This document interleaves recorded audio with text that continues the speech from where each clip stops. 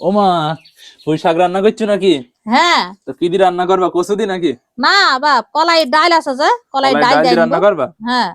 ও, তাহলে তো বেশ ভালোই হবে, সরাম সরাম করে খাওয়া হবে। হ্যাঁ, তুমি তো পুঁই ডাঁটা খাইতে ভালোবাসো। পুঁই শাক গুনা কোটা ধোয়া হয়ে গেছে, এবার আমি রসুন পেঁয়াজ বেটে নেবো।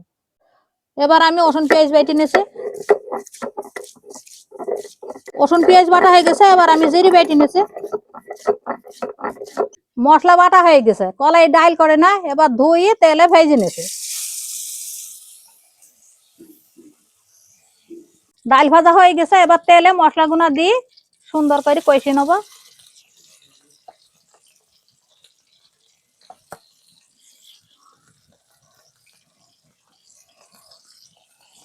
মশলা কষে নেওয়া হয়ে গেছে, এবার আমি ডাল গুনা মশলায় দিয়ে দিলাম। এবার নেড়ি সাইডে সুন্দর করে নেড়ি সাইডে পরিমাণ মতন মো দিয়ে দেবো।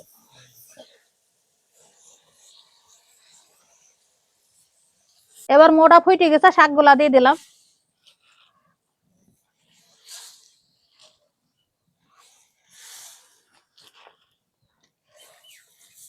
শাকটা কড়াই তুলে দেওয়ার পরে ঢাকনা দিয়ে ঢেকে দিলাম। এবার সেদ্ধ হয়ে গেছে, ঢেলে তেল পেড়ে নেব। এবার শাকে তেল পড়ার জন্য রসুন ছাঁচা আর পেঁয়াজ কুচি দিয়ে দিলাম। নেড়ে চেড়ে লাল হয়ে গেলে শাকটা এখন দিয়ে দেবো। পেঁয়াজ রসুনটা লাল হয়ে গেছে, এবার আমি শাকটা দিয়ে দিলাম। হয়ে গেল পুঁই শাক রান্না, এবার আমি নামিয়ে নেব। বাপ সোয়াগালে আইসো, খাই নাও, রান্না হয়ে গেছে। তো মজাই মজাই খাবো। বিসমিল্লাহ।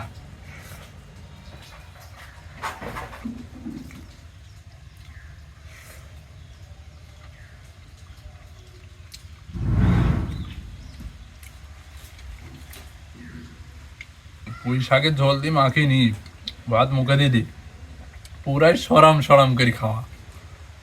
কলাই ডাল দিয়ে আর পুঁই শাক রান্না আমার তো খুব পছন্দের তরকারি। আপনাদের কাদের কাদের পছন্দের তরকারি এই পুঁই শাক রান্না অবশ্যই কমেন্টে জানাবেন। আর ভিডিওটা আর বড় করছি নি, সবাইকে জানাই আল্লাহ হাফেজ।